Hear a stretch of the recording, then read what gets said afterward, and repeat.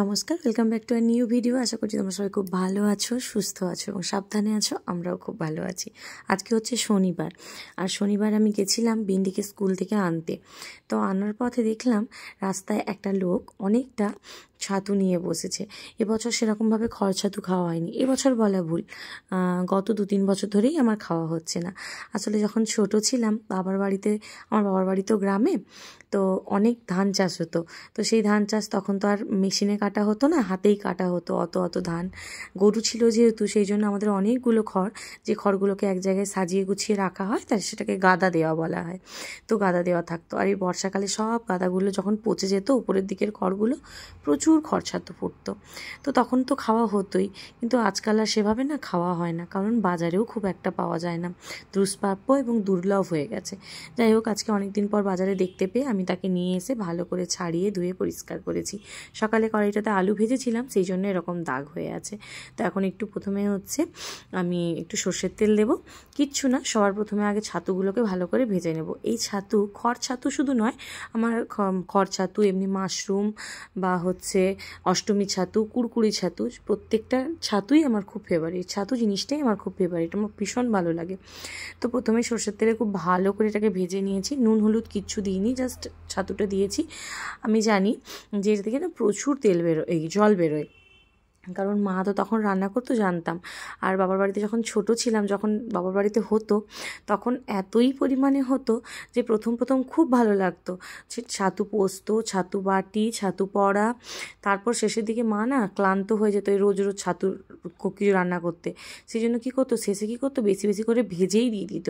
আর সকালবেলায় স্কুল যাওয়ার সময় গরম ভাত, ছাতু ভাজা, তার সাথে আলু ভাতে দুধ বা ডাল, কি ভালো যে লাগতো খেতে, সত্যি সে স্বাদ এখনও মুখে লেগে আছে। এখন হয়তো অত টেস্টি হবে না, কিন্তু যাই হোক, যতটাই হোক, সেই ছোটোবেলার নস্টালজিয়াটা তো ফিরে পাবো। তো সেই জন্য দেখেই আগে কিনে ফেলেছি। দাম একটু বেশিই নিয়েছে, তো কি হয়েছে, একবার খাবো না হয়, সব তখন ছোটোবেলার মতো হয়তো রোজ দিন হবে না, একদিন তো খেতেই পারি, তাই না? আর আলু পেঁয়াজও খুব ছোট্ট ছোট্ট করে কেটে নিয়েছি। তো ছাতুটাকে প্রথমে আমি জাস্ট তেলের মধ্যে দিয়ে রেখেছিলাম, জলটা বেরিয়ে গিয়ে জলটা একটু শুকনো হয়ে যাওয়ার পর নুন আর হলুদ দিয়েছিলাম, তারপর ভালো করে ভেজে তুলে রেখেছি। তারপর আবার কড়াইতে 1.5 চামচ মতো সর্ষের তেল দিয়ে তার মধ্যে আলু আর পেঁয়াজটাকে দিয়ে ভালো করে ভেজে নিয়েছি, খুব বেশি ভাজিনি, জাস্ট হালকা একটু ভেজে তারপর সর্ষে আর পোস্ত একসাথে বেটে রেখেছিলাম, সেটা দিয়ে দিয়েছি জলে গুলে। ব্যাস, এরপর এটা আলুটা একটু ভালো করে সেদ্ধ হয়ে গেলেই ছাতুটা দিয়ে দেবো। আর হবে এর সাথে হচ্ছে ডিম আলুর ঝোল, ঝোল ঠিক না, একটু কষা কষা মতো। অনেক দিন পর আজকে ডিম আলুর ঝোল খাবো আমি। তো যাই হোক, ডিম আলু আমার সেদ্ধ করা হয়ে গেছে, এদিকে ছাতুর জন্য আলুটাও আমার একবারে তৈরি হয়ে গেছে, তো সেই জন্য ছাতুটাও দিয়ে দিলাম। এরপর একটু নুন মিষ্টি চেক করে ব্যাস নামিয়ে নিলেই রেডি একদম ছাতু। আর ছাতু শুধু যে আমি ভালোবাসি তাই নয়, বিন্দির বাবা তো পছন্দ করেই, সাথে বিন্দিও খুব পছন্দ করে ছাতু, মাশরুম, বটম মাশরুম, এমনি অষ্টমী ছাতু, কুরকুরি ছাতু ও খুব পছন্দ করে খেতে। তো জানি না কেন, কোথা থেকে, হয়তো আমরা পছন্দ করি বলেই ও পছন্দ করে। এমনিতেও ও সমস্ত শাকসবজিই খায় বিন্দি, কিন্তু মানে কিছু কিছু জিনিস তাও একটু অপছন্দ করে, কিন্তু ছাতু বা তারপর হচ্ছে পোস্ত টোস্ত এগুলোও খুব পছন্দ করে। এদিকে ছাতু রান্না আমার একদম রেডি, ডিম আলু আমার ছাড়ানো হয়ে গেছে, ভাতও ফুটছে অলরেডি, এখন বেজেও গেছে প্রায় 11:30টার মতো।